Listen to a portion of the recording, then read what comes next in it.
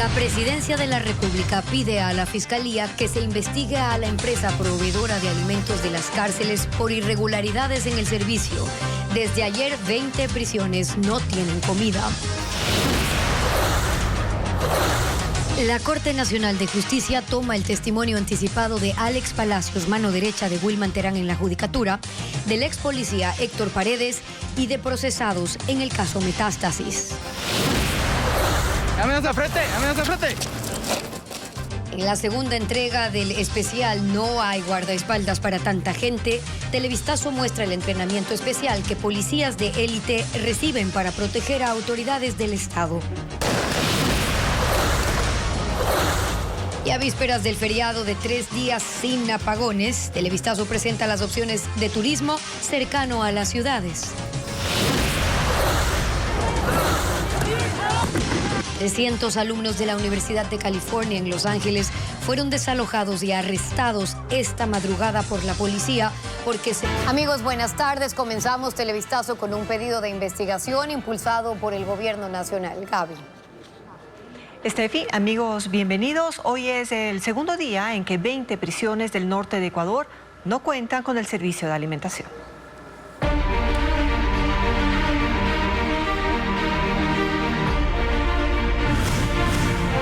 Cárceles, comida, otro problema. El gobierno presentó en la Fiscalía una noticia crímenes en contra de la empresa La Factoría que proveía de alimentación a las cárceles más importantes del país.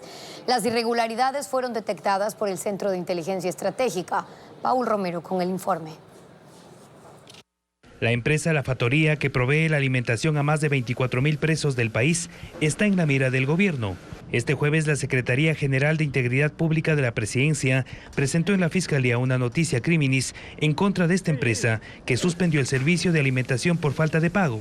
Una delegada del gobierno y 5 legisladores oficialistas ingresaron esta mañana un documento de 2 páginas con anexos en donde constan informes del Centro de Inteligencia Estratégica sobre actos ilícitos de carácter penal que involucran a esta empresa proveedora del servicio. La información no fue revelada porque el CIES la clasificó como secreta. Empresa proveedora de alimentos en los centros carcelarios del país por más de una década, hechos que han sido además muy cuestionados desde la parte de la contratación pública. Son licitaciones en donde participan más de 7.000 personas y durante más de una época una sola empresa gana. En el documento que reposa en la Fiscalía, aseguran que existe información sobre un caso denominado Alfa. Existen sospechas de presuntos vínculos con organizaciones delictivas que mantenían el control de los centros carcelarios y provocaron motines y masacres. La empresa La Factoría ha entregado comida para los presos desde el 2011. Durante 5 años controló todo el mercado carcelario. El gobierno no encuentra salida para dar alimento a los presos del norte del país. Diego Puente con un recuento de los contratos. Esta mañana llegaron donaciones de los familiares a la cárcel de Cotopaxi. Es la única forma de alimentar a los presos por ahora. Las personas cargan los bultos hasta las garitas donde se revisan las fundas y costales para evitar el paso de objetos prohibidos. La cárcel de Cotopaxi es parte de la zona 1 con 11.440 detenidos que incluye a Esmeraldas, Santo Domingo, Carchi, Imbabura, Pichincha, Cotopaxi y Sucumbíos y que desde el miércoles está sin servicio de alimentación. Hasta este martes, la empresa guayaquileña La Factoría dominaba el mercado de la alimentación en las prisiones. Daba el servicio al 74% de los presos. Los contratos con el Estado empezaron en 2011 cuando proveía a ciertas cárceles. Eso cambió con la inauguración de las megaprisiones. En 2016 ganó un proceso para la totalidad de los 34 centros de rehabilitación. Hasta el 2022 el Estado no concretó nuevos procesos de contratación, pero la Factoría siguió a cargo del monopolio de la alimentación bajo convenios de pago, una figura legal que debía usarse de manera extraordinaria, pero se convirtió en la regla. El Observatorio de la Contratación Pública cifró en $77 millones el monto pagado por el Estado a la Factoría por este concepto. Desde el 2023 el servicio carcelario cambió las condiciones de contratación, dividió los procesos en 3 zonas administrativas. La empresa Gourmet Food Service ganó un contrato en mayo del 2023 que terminará en diciembre. Es para los presos de la zona 2. Azuay, Bolívar, Cañar, Chimborazo, El Oro, Loja, Manabí, Los Ríos, Morona Santiago, Pastaza y Tungurahua con 8.400 presos. En octubre, la factoría ganó un concurso para la alimentación de 12.600 presos en la zona 3, que está integrada por los centros del Guayas. Hasta este martes, la factoría también daba el servicio a 20 cárceles del norte del país bajo la modalidad de convenio de pago. Esto sin que el servicio penitenciario haya concretado un contrato por falta de interés de empresas participantes.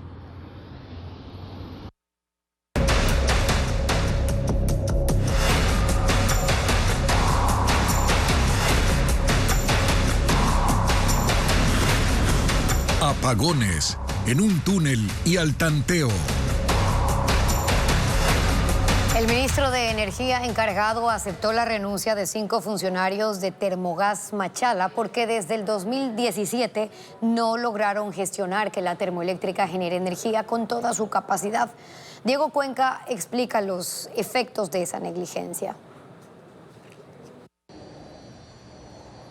Lo que el gobierno ha calificado como ineficiencia energética en Termogas Machala se evidencia en las piezas, calderines y hasta en una turbina de vapor que desde hace 7 años están almacenadas en un terreno adyacente a esta termoeléctrica ubicada en el cantón El Guabo de la provincia de El Oro. Según las autoridades de SELEC, esos elementos están conservados y aún sirven para reactivar un proyecto que reutilice los gases que consume esta termoeléctrica y así poder generar un total de 480 megavatios. A ver, son equipos de electromecánicos, son diferentes de equipamiento. Estos se encuentran, como le dije, en un plan de preservación. Nosotros estamos manteniendo estos equipos para que se encuentren en las condiciones adecuadas para poder ser utilizados. Con esos equipos, ¿cuánta energía se podría generar? Lo que le indiqué anteriormente, 187 megavatios adicionales a los ya instalados. Pero como eso no funciona, actualmente esta central solo genera 100 megavatios para el Sistema Nacional de Electricidad. Además, porque 2 de las 7 unidades de generación no sirven y desde esta semana entraron en mantenimiento para intentar recuperarlas. Por esto, el ministro de Energía encargado Roberto Luque ya aceptó la renuncia de todos los funcionarios de libre remoción de Termogas Machala, debido a la ineficiencia de las operaciones que desde el 2017 no permitieron que esta termoeléctrica opere al 100% con toda su capacidad instalada. Los racionamientos eléctricos están suspendidos hasta el 5 de mayo. El ministro de Energía encargado aseguró que las principales hidroeléctricas están operando con eficiencia, lo que permite suspender temporalmente los apagones. Sin embargo, el aumento de las cotas de embalses y las decisiones que se tomarán dependerán de la demanda y las lluvias. Durante este fin de semana se analizará la situación energética. La policía desalojó a los manifestantes que habían tomado el campus de la Universidad de California en Los Ángeles por manifestaciones a favor de Palestina y contra la guerra en Gaza. Hubo enfrentamientos entre activistas y brigadas antimotines. 132 personas fueron arrestadas, como informa Pedro Jiménez. La policía de Los Ángeles llegó a la Universidad de California con 250 miembros para hacer cumplir la orden de desalojo. Había un agente por cada manifestante. En medio de enfrentamientos, derribaron las barricadas que habían instalado los estudiantes, ayudados por activistas pro-palestinos que ocuparon los terrenos desde hace 7 días en una corriente de manifestaciones contra la guerra de Israel en la Franja de Gaza. 132 alumnos fueron arrestados, otros echados a la fuerza. Y policías antidisturbios destruyeron el campamento que habían montado con decenas de carpas. La universidad informó que por la emergencia, las clases seguirán siendo virtuales al menos hasta mañana, mientras se realiza la limpieza del campus y retoman el control. Aunque hoy algunos estudiantes volvieron y desafiaron a los uniformados que siguen en el sitio, después que de manera general la fuerza pública fue cuestionada por actuar en forma tardía, permitiendo que las manifestaciones aumenten y se extiendan ya por 2 semanas hasta en 30 universidades. En la de California, un grupo de estudiantes llegó a decir que en solidaridad con Palestina estaban incluso dispuestos a convertirse al Islam.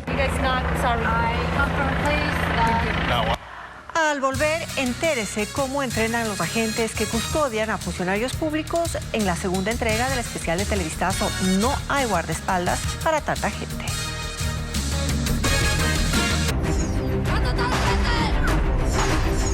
Segura el área, segura el área. No hay guardaespaldas para tanta gente.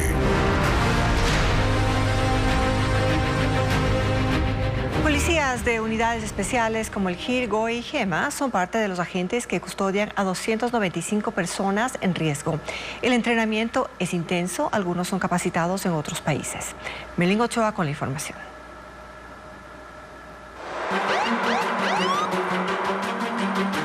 En un ataque terrorista no hay espacio para el error. ¡Amenaza de frente! ¡Amenaza de frente! Los guardaespaldas tienen un segundo para reaccionar, mientras los policías entrenados sacan del cruce de balas al protegido. Los tácticos que visten de camuflaje repelen el ataque con fusiles. Este equipo hace parte de los 1.300 policías de élite de protección y seguridad encargados de custodiar a 295 autoridades amenazadas por criminales. Junto con la gente a cargo y sufrió un atentado al frente, atentado al frente, atentado al frente. Todos entrenan un promedio de 12 horas diarias. La jornada arranca a las 5 de la madrugada en Ambato. Practican hasta reducir a 2 segundos la huida con la persona en riesgo. Señoritas agentes de seguridad. El grupo está conformado por 10 policías. Van en 2 carros. En uno va la autoridad. Simulan ataques con armas de fuego o explosivos. Y en ese escenario escapan con la persona protegida. Señor agente, de frente, mar.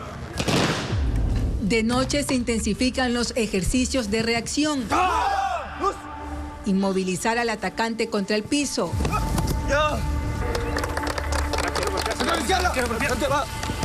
Esposar a aquellos que invaden el perímetro de seguridad aprovechándose de la oscuridad.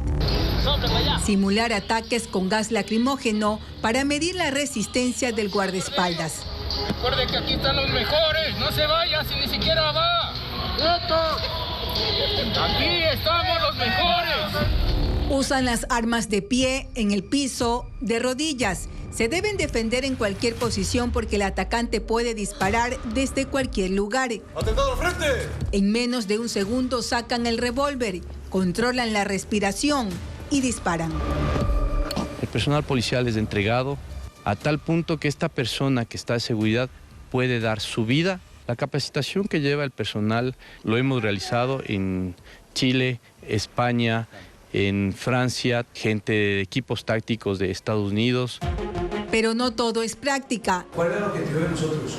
En las aulas aprenden las leyes que los regulan, los protocolos de cuándo pueden disparar. 6 agentes colombianos encabezan la capacitación. Con ellos aprenden a identificar la táctica que usará el delincuente. Por ejemplo, los sicarios se desplazan en motos y rondan algunas veces a la víctima antes de atacar. ¿Para qué? ¿Para eliminar? Desde febrero, 400 agentes ecuatorianos han sido capacitados en protección y seguridad a autoridades clave. No todos son admitidos en esta unidad de élite. En el caso del Grupo de Intervención y Rescate, solo 3 de cada 10 policías pasan las pruebas. Balcones, azoteas, vamos a llegar, vamos a desembarcar, atentos. Hasta diciembre entrenarán un promedio de 100 policías al mes en instalaciones prestadas, pues aún no existe la escuela de formación especializada.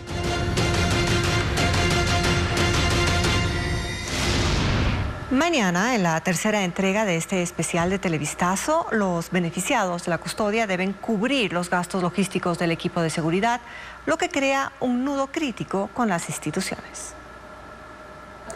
Alex Palacios, procesado en el caso Metástasis, rinde su testimonio anticipado. Jacqueline Rodas está en la Corte Nacional de Justicia. Jackie, ¿cuáles son las revelaciones? Estefi, justo en este momento terminó ya el testimonio anticipado de Alex Palacios, quien fue la mano derecha de Wilman Terán, expresidente del Consejo de la Judicatura y ex juez de aquí de la Corte Nacional. Según Palacios, Wilman Terán le puso precio al habeas corpus que presentó el hermano del narcotraficante Leandro Norero. Cuenta que se reunió en el baño del 6º piso de este edificio de la Corte Nacional con Terán y que él pidió $2 millones por un fallo favorable. Según Palacios, Norero dijo que era un precio demasiado alto y al final no se concretó porque los demás jueces del tribunal, entre ellos el ponente David Hacho, no accedieron a recibir el dinero. Sin embargo, más adelante, cuando estaba por salir la sentencia negativa en contra del hermano de Leandro Norero, Norero habría enviado $10,000 en efectivo para que Wilman Terán demore la publicación de este fallo. Cuenta Palacios que él mismo se fue al sector de Calderón en el extremo norte de Quito y recibió un sobre Manila con 5 fajos de $2,000 que le entregó aquí en la corte a Terán, quien con ese dinero salió de viaje. También habló de un segundo habeas corpus presentado en cambio por la hermana de Leandro Norero. Le habrían ofrecido $450,000 al juez Iván Larco, también en el 6º piso de la corte. Él habría dicho que va a consultar, pero finalmente los jueces del tribunal no accedieron. Son algunos de los datos que ha dado hoy Alex Palacios en este testimonio anticipado. También dijo que en la cárcel 4 Wilman Terán lo amenazó de muerte si es que hablaba. Viene un segundo testimonio anticipado en las próximas horas de un ex policía que también va a hablar del caso Metástasis, y durante la tarde habrá también la revisión de las medidas cautelares de 7 procesados. Seguimos pendientes aquí en la Corte Nacional. La Corte Constitucional admitió a trámite una demanda por inconstitucionalidad presentada por la Cámara de Comercio de Guayaquil contra la ley que dio paso a la alza del IVA al 15%, alegando que la Asamblea se extralimitó en sus funciones. Sin embargo, negó la solicitud de suspensión provisional que también impulsó el gremio. El Legislativo, la Presidencia y la Procuraduría fueron notificadas de estas decisiones para que preparen su defensa. Los jueces Richard Ortiz, Teresa Núquez y Joel Escudero manejan la causa. Asael Roldán, el hijo del narcotraficante Junior Roldán, era el encargado de sostener una fachada empresarial que le permitió a la estructura criminal que creó su padre lavar al menos $8 millones en los últimos 4 años, estos distribuidos en bienes y depósitos en efectivo. El joven de 22 años cumple ahora prisión preventiva por el caso Blanqueo Junior. Luisa María Heredia con ese informe. Para Fiscalía, Asael Roldán es el heredero de la estructura criminal asentada en el Triunfo Cantón de Guayas, que lideró su padre, el narcotraficante Junior Roldán. Su actividad delictiva no está directamente relacionada con los crímenes atribuidos a la banda que creó alias JR, Las Águilas, sino al lavado del dinero ilícito, obtenido por el tráfico de drogas y armas y el encargo de asesinatos. Con tan solo 22 años, Asael Roldán está al frente de 2 empresas. Security Asa Delta Corp, Asa Delta, firma que oferta servicios de transporte de valores y guardianía, y de la cual es presidente y accionista, que es la misma compañía que hacía donaciones de juguetes al municipio del Triunfo en Navidad y que organizaba fiestas para la comunidad. La empresa, según registros de la Superintendencia de Compañías, fue constituida en octubre de 2021, es decir, cuando el hijo de Junior Roldán tenía apenas 18 años. Está domiciliada en Guayaquil y no ha tenido mayor actividad, pues registra pagos en cero por concepto de impuesto a la renta. La otra compañía de Asael Roldán es Roldán Company Porcinos y Cacao, dedicada a la cría de cerdos y al cultivo de cacao y café. Es gerente y también accionista. Como negocio se constituyó en julio del año pasado en Guayaquil y tampoco ha tributado. Ambas propiedades del hijo de JR, quien en el sistema financiero nacional registra $741,548 en ingresos económicos. Al igual que las otras 3 compañías de las exparejas de JR, Lisset Hernández, que llega a $4,603,409 en ingresos económicos, y Lady Restrepo, que tiene $1,823,069. Le sirvieron a la organización delictiva para lavar unos $8 millones entre 2020 y 2024, de acuerdo con el Ministerio Público.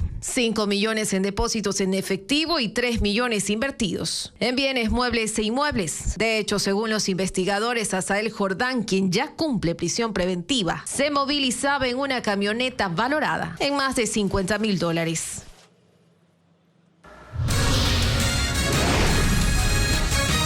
¿Por qué Colombia decidió romper relaciones con Israel? Le contamos luego del corte.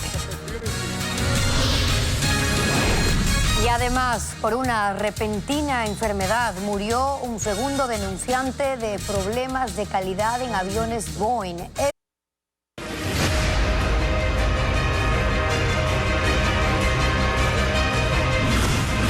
Ecuador-México, round final en La Haya. En la primera instancia del litigio con México, Ecuador espera que la Corte Internacional bloquee la aspiración de los denunciantes de obtener medidas cautelares. A continuación, las razones que sostienen esa expectativa. A la luz de las argumentaciones expuestas ante la Corte Internacional de Justicia, la expectativa del Ecuador es que ese alto tribunal niegue la petición de medidas cautelares que hiciera México. Una expectativa que se sostiene en hechos concretos. Primero, porque se ha asegurado comunicaciones ministeriales de por medio que las instalaciones de la embajada están seguras y que no existe ningún riesgo. Y no existe ningún riesgo porque el ingreso a la embajada fue un hecho excepcional en circunstancias excepcionales. De hecho, Ecuador es una nación que se ha caracterizado por el respeto irrestricto al derecho internacional. Derecho internacional para el que la buena fe es uno de sus principios. Ecuador además considera que la argumentación mexicana ante la Corte tuvo más de un vacío, al enfocarse exclusivamente en los eventos del 5 de febrero sin contextualizar la situación, sin hacer referencia a los antecedentes que acompañaron y suscitaron el ingreso de la fuerza pública a la delegación diplomática. México no pudo ni podrá demostrar fehacientemente que agotó todos los recursos para intentar llegar a un entendimiento que termine con el impasse, y ello se contrapone a la manifiesta voluntad de diálogo de Ecuador bajo un principio, que la justicia no es negociable. Es por esto que desde Quito se espera que en esta primera instancia del litigio el fallo de la Corte le sea favorable y se nieguen las medidas cautelares requeridas. El pronunciamiento se espera para dentro de 2 o 3 semanas. Colombia rompe desde hoy relaciones con Israel. El deterioro comenzó cuando las fuerzas de defensa atacaron la Franja de Gaza luego del golpe terrorista de Hamas. El presidente Gustavo Petro dijo que Israel tiene un gobierno genocida, como reporta Pedro Jiménez. Desde octubre del año pasado, cuando Israel lanzó la operación militar contra miembros de Hamas y otros grupos extremistas en la Franja de Gaza, el gobierno de Colombia comparó la situación en ese territorio palestino con el campo de concentración de Auschwitz, donde murieron miles de judíos en la Segunda Guerra Mundial. Eso provocó el rechazo de la comunidad judía y Petro sugería que el embajador de Israel debía retirarse. Las relaciones siguieron deteriorándose hasta que ayer el mandatario colombiano anunció su decisión en una concentración por el Día del Trabajo en Bogotá. Que mañana se romperán las relaciones diplomáticas con el Estado de Israel. Se conoce que la embajadora colombiana Margarita Manjarrés regresará pronto a Bogotá, mientras que la embajada israelí en Colombia no se ha pronunciado todavía sobre el futuro del embajador Gali Dagan, aunque por el lado del gobierno ha sido el canciller Israel Katz quien ha dicho que Gustavo Petro decidió ponerse del lado de los monstruos más despreciables, pero que ni siquiera un presidente antisemita y odioso podrá cambiar una historia de cálidas relaciones entre Israel y Colombia. Indonesia acelera evacuaciones ante el peligro de una gran erupción del volcán Ruang que expulsa lava y cenizas. Las imágenes con Eliana Suárez. Islas del norte de Indonesia son evacuadas ante un peligro mayor por la erupción del volcán Ruang. Cientos de residentes acuden al puerto de Tanggulandang para abordar las embarcaciones que los llevarán lejos de ahí. Unas 12.000 personas ya desalojaron sus casas en varias aldeas, pues la ceniza y el material incandescente destruyó sus viviendas y cultivos. Se han cerrado 7 aeropuertos, pues las nubes de ceniza dificultan las operaciones aéreas. El volcán Ruang está ubicado al sur de las islas Sangihe, en la provincia Sulawesi del Norte. Ocupa una isla de 20 kilómetros cuadrados y se eleva a 750 metros. Sensores geológicos detectan una enorme actividad volcánica y se teme que esta pueda provocar el desprendimiento de una sección del volcán, que al caer al mar pueda crear olas de tsunami en la región, por lo que el nivel de alerta se ha elevado al máximo. Muere un segundo denunciante de Boeing que acusó a un proveedor de piezas de aviones 737 MAX por ignorar fallos de seguridad en la producción. Según sus familiares, falleció por una infección bacteriana y estuvo grave 2 semanas en un hospital.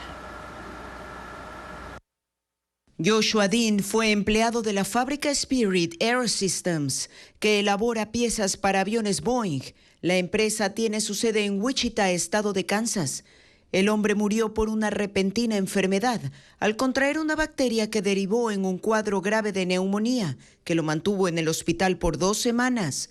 Dean, de 45 años, trabajó en la empresa desde 2019, pero fue despedido el año pasado.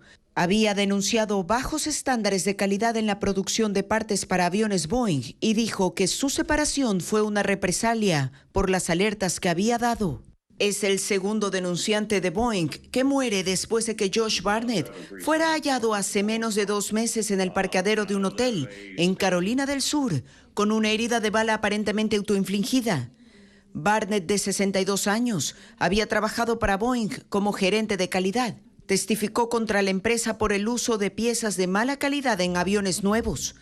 Los aviones Boeing del tipo 737 MAX han reportado múltiples incidentes en el aire, al menos 7 en lo que va del 2024. 7 migrantes de Ecuador que estaban en un grupo de 104 extranjeros fueron rescatados de una casa en Ciudad Juárez, en México. Iban a ser llevados a la frontera de Estados Unidos para intentar ingresar de manera irregular. En este grupo había 4 menores de edad sin sus padres. Todos fueron trasladados a las instalaciones de migración para recibir alimentación y atención médica.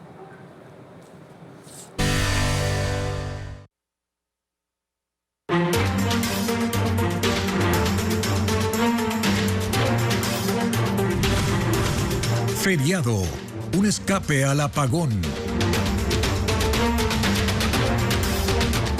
La fábrica textil Imbabura, que operó durante gran parte del siglo XX, ahora es un museo. Dejó un legado de conocimientos que cambiaron el rumbo de la ciudad de Atuntaqui, convertida en la capital textil del Ecuador. Cristian Tinajero cuenta su historia. El desarrollo comercial e industrial de Atuntaqui, así como su posicionamiento como la capital textil del Ecuador, se tejió tras los muros de esta edificación centenaria, la fábrica Imbabura, una de las más importantes del siglo XX y hoy convertida en el primer museo industrial patrimonial del país. Fueron los hermanos Dalmau quienes colocaron la primera piedra el 6 de mayo de 1924. 2 años más tarde, el complejo de 1 hectárea entró en operación con tecnología inglesa y alemana, logrando producir 84 tipos de telas. Aquella línea de producción se exhibe en 7 áreas, empezando por la sala de preparado, donde los obreros recibían y pesaban las pacas de algodón. Luego la materia prima se metía en grandes máquinas que eliminaban las impurezas. El siguiente paso era la introducción de la flor de algodón. En las desmontadoras separaban las semillas de la fibra. Este insumo pasaba al área de cardado, donde las máquinas convertían el algodón en una especie de cinta que se enrollaba para ingresar a la plataforma de hilatura, en donde sucedía la magia. Enormes aparatos retorcían las hebras de algodón para darles fuerza y cohesión, convirtiéndolas en hilos. En una sección más se muestran las grandes tejedoras mecánicas que confeccionaban las telas. Se hacían cobijas, las diferentes telas como la gabardina para los ternos, la naval para los uniformes, la supernaval para los uniformes de trabajo. Por su ubicación frente a una estación de ferrocarril en la parroquia Andrade Marín, la fábrica experimentó un desarrollo vertiginoso hasta convertirse en la más importante del norte de Ecuador y del sur de Colombia entre 1930 y 1950, empleando hasta 1.400 personas. Aquí un obrero podía ganar 215 sucres por semana, cuando en otras empresas les pagaban 20, aunque no todo era desarrollo. De aquí salieron a su edad avanzada sorditos, con problemas pulmonares, mutilados algunos de sus manos. El declive llegó en 1965, cuando la industria textil de Colombia se modernizó y le arrebató clientes. La caída de producción dejó sueldos impagos y en medio de una protesta de trabajadores el 1 de julio, el administrador del emporio, José Vilageliu, fue arrastrado por la ciudad hasta morir. Desde ese momento la fábrica nunca volvió a operar a gran escala. En 1997 pasó a manos del IES, que la abandonó hasta el 2012, cuando se impulsó la restauración del complejo, cuyas máquinas hoy son el emblema de la historia y cultura de Atuntaqui. Y precisamente este mes, este patrimonio cumple 100 años. y una década como museo y pieza crucial para fomentar el turismo. Al año unas 130,000 personas visitan este antiguo epicentro de producción.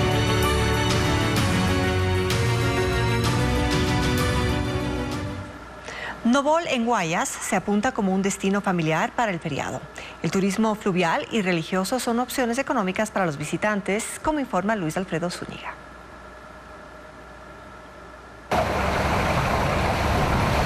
Actividades al aire libre, con precios bajos que atraigan a la familia. A eso apunta Novol en Guayas. El turismo fluvial es uno de los principales atractivos. Cerca de 14 lanchas de 2 asociaciones van a prestar este servicio durante el feriado que empieza este viernes.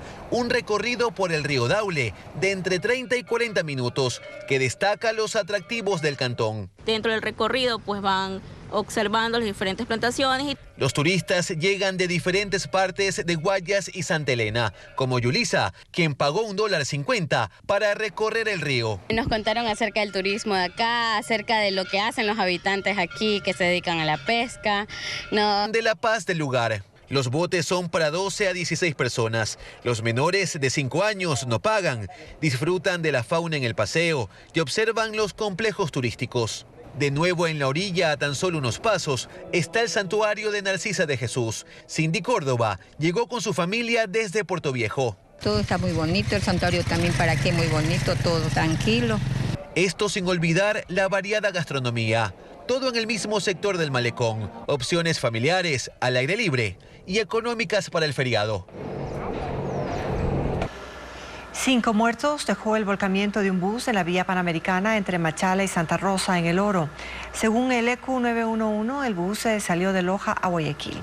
Cerca de las 2 de la madrugada se volcó y terminó sobre una plantación de banano.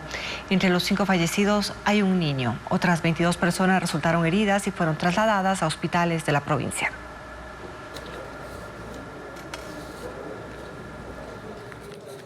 Aún hay daños en 56 vías de 19 provincias por la época lluviosa. 3 están cerradas al paso vehicular, como informa Luis Alfredo Zúñiga. Una de las carreteras que se mantienen cerradas al paso vehicular está en Chimborazo. Es la Riobamba-Balvanera a Lausichunchi. El Ministerio de Transporte ha establecido la vía Tixán, Pueblo Viejo a Lausí, como opción para los conductores, mientras en Cañar, La Huigra, El Piedrero está inhabilitada en el sector 1 de Mayo. Ante esto, los conductores pueden dirigirse por La Huigra a Lausí, Xutla Troncal. Además, hay 53 carreteras parcialmente habilitadas. En Bolívar se habilitó parcialmente el paso por la vía Chillanes-Bucay, donde hay labores de limpieza desde el kilómetro 24 al 54. En Azuay, la cuenca Molleturo-Puerto Inca también está abierta solo en un carril, en los kilómetros 54, 90 y 98, mientras se hace la limpieza de rocas. En Manabí, en el Carmen Flavio Alfaro, en el sector Quiñones, solo está abierto un carril debido a la pérdida de la cuneta. En Chimborazo siguen los trabajos en la ruta Balvanera-Payatanga-Cumandá para atender la emergencia por los deslaves del 21 de abril. La vía se abre al tránsito solo en 2 horarios, de 5 a 8 de la mañana y de 5 a 6 de la tarde. Además, en la vía Loac-Santo Domingo se retomó la circulación vehicular luego de que finalizó la colocación del puente Delta sobre el río Leli en el kilómetro 82. Nuevos libros, un show de magia, el concierto de una cantante mexicana y una exposición de 9 artistas latinoamericanos con VIH son parte de la agenda de eventos en Guayaquil, Quito y Cuenca. Estefanía Arias con los detalles. Visceral, el libro de la escritora ecuatoriana María Fernanda Ampuero, está disponible en las librerías del país, al igual que la novela Las vulnerabilidades de la española Elvira Sastre. La exposición Gesto y Síntoma, reescribiendo lo que se escapa, de la artista ecuatoriana Jenny Jaramillo, estará abierta hasta el 9 de junio en el Museo Antropológico y de Arte Contemporáneo MAC en Guayaquil, de martes a sábado de 9 de la mañana a 16:30. Positiva es el nombre de esta muestra abierta al público en el Centro de Arte Contemporáneo en Quito, 11 obras de 9 artistas latinoamericanos con VIH se exhibirán en este espacio hasta agosto de este año, de miércoles a domingo, de 9 de la mañana a 5:30 de la tarde. El mago Max Antón de Lepián presentará su show de magia con un divertido espectáculo para todas las edades. Será el domingo 5 de mayo en el Teatro Sánchez Aguilar en San Borondón a las 11:16 horas.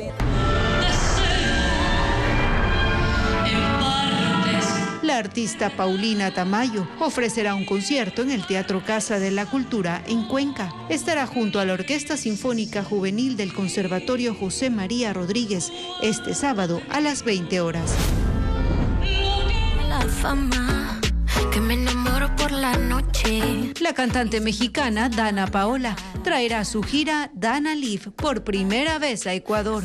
Ofrecerá 2 conciertos, uno en Quito y otro en Guayaquil. Este último será el sábado 4 de mayo en el Palacio de Cristal a las 19:30. Pero es que sea soltero con cerebro sería el 2.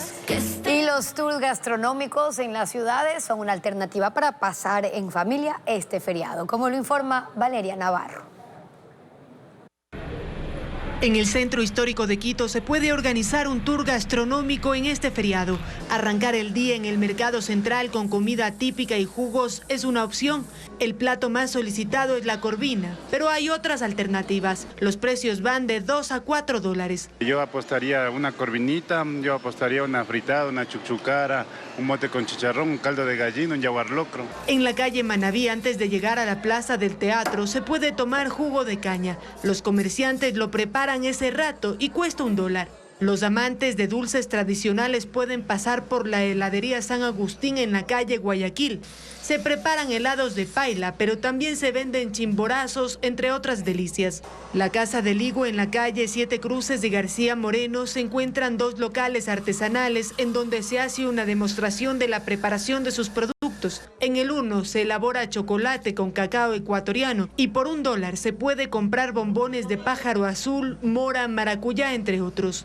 En el otro local se elaboran postres artesanales como pastel de maduro, acompañado de una taza de café y pan artesanal. En este feriado, el Centro Histórico de Quito es una opción para pasar en familia y comer rico.